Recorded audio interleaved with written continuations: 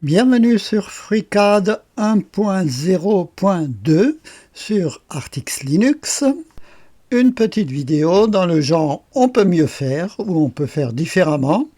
Dans une de mes récentes vidéos, je vous avais montré comment j'avais réussi à créer ce qu'on appelle communément un digraphe ou un bigraphe. Un ensemble de caractères en 3 dimensions que l'on pourrait regarder d'un côté ou de l'autre pour lire 2 mots totalement différents.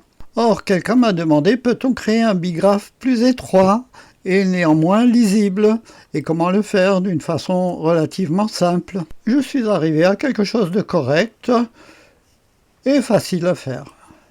Avec la méthode d'aujourd'hui, nous partons du même common, c'est-à-dire 2 extrusions croisées dont on a créé un common, c'est-à-dire on les a fait intersecter. Voilà, on a créé ce common.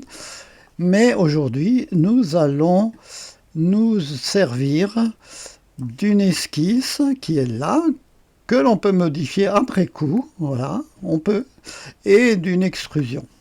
Nous allons tout simplement créer un deuxième common. Je sélectionne le common précédent, je presse CTRL, je sélectionne l'extrude et je clique à nouveau sur intersection. Et voici ce que j'obtiens, quelque chose qui est lisible, il n'y a pas de souci, mais il y a encore des éléments qui sont en trop que nous allons maintenant supprimer.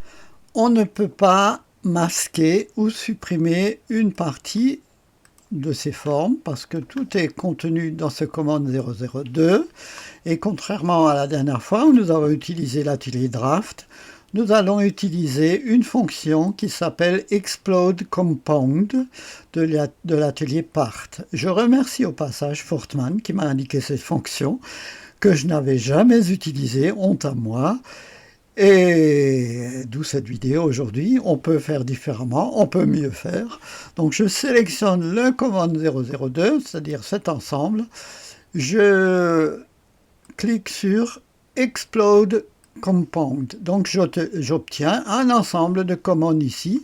Et là, je peux sélectionner ce que je veux masquer. Je n'ai pas besoin de supprimer le fichier. Il ne pèsera guère plus lourd. Et si je fais une erreur, si je masque quelque chose comme ça, ben je peux toujours revenir en arrière. Voilà. Et je supprime tout ce qui me dérange. À la fin, je ne garde que ce qui m'intéresse. Voici ce que j'obtiens. Je dessine un socle, j'ajoute un socle, je mets tout ça en couleur pour que ça flatte l'œil. Et donc on a quelque chose d'assez surprenant. Lorsqu'on le regarde en 3D, on a un peu de mal à voir ce que ça peut donner. Sauf quand on regarde ça des 2 bons côtés. Voilà. Je vous remercie de m'avoir suivi dans cette vidéo de rattrapage. Et je vous dis à bientôt pour d'autres vidéos.